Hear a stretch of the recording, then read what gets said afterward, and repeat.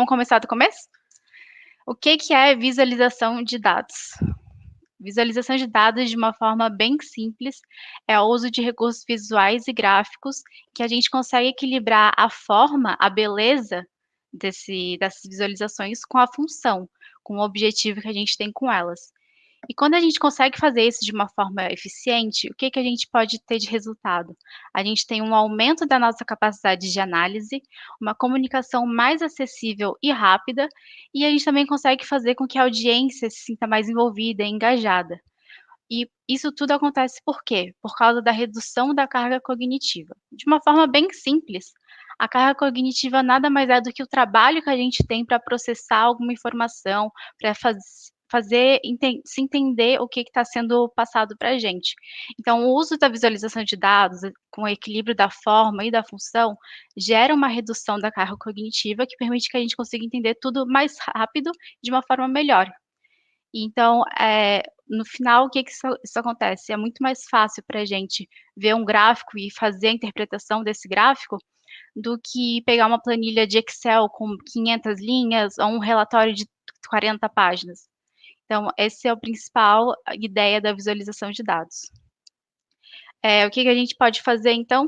Comunicar a partes interessadas sobre o progresso de algum trabalho, exibir performance e variação, tomar as decisões mais rápidas, e também a gente pode avaliar problemas na qualidade dos nossos dados, dos nossos processos, e com tudo isso mantendo a audiência interessada.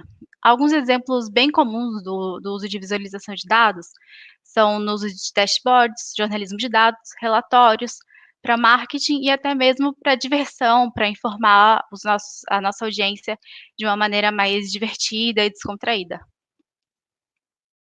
A visualização de dados, ela é bem interessante também quando a gente recebe um monte de dados que a gente não conhece direito, e a gente não sabe nem direito como iniciar a nossa investigação com esses dados. Que pergunta a gente tem para fazer com esses dados?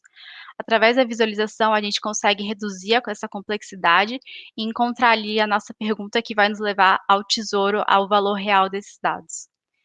Outra coisa importante que a visualização de dados traz é justamente essa questão de quando a gente tem realmente uma quantidade imensa de dados e a gente precisa reduzir a complexidade, tentar agrupar de alguma forma e então analisar o alvo do que a gente está buscando. O quarteto de Anscombe, ele é bem interessante para mostrar outra razão pela qual é importante a gente ter a visualização de dados. O quarteto de Anscombe é um conjunto de quatro conjuntos de dados, em que, apesar dos dados serem completamente diferentes, eles têm a mesma soma, a mesma média e o mesmo desvio padrão. Então, se a gente fosse analisar puramente as estatísticas desses dados, a gente diria que são grupos de dados exatamente iguais. Porém, quando a gente coloca eles nos gráficos, a gente vê que eles têm uma distribuição completamente diferente entre si. Então, a visualização também serve para a gente ter uma noção melhor da distribuição desses dados, do comportamento e relação entre as diferentes variáveis.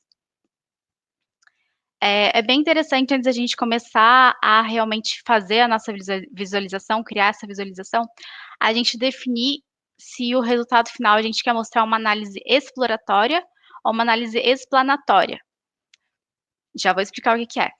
A análise exploratória, a gente geralmente faz no começo, quando a gente recebe os dados, a gente quer entender o que são esses dados, ter uma familiaridade entre eles. A gente quer procurar se existe alguma relação, alguma tendência, algum padrão entre todos os dados, e geralmente é o trabalho ali do analista de dados, ali no começo da análise. A análise explanatória é quando a gente já descobriu alguma história para contar, algum insight, alguma conclusão através desses dados, e a gente tem o que aconteceu e a gente quer explicar o porquê, a gente quer explanar isso. Então, nesse momento a gente usa mais o storytelling, a gente coloca um contexto mais comercial, um contexto de negócio, para auxiliar na tomada de decisões. E geralmente a gente não quer passar de até 3 histórias, três conclusões a serem mostradas de uma vez só.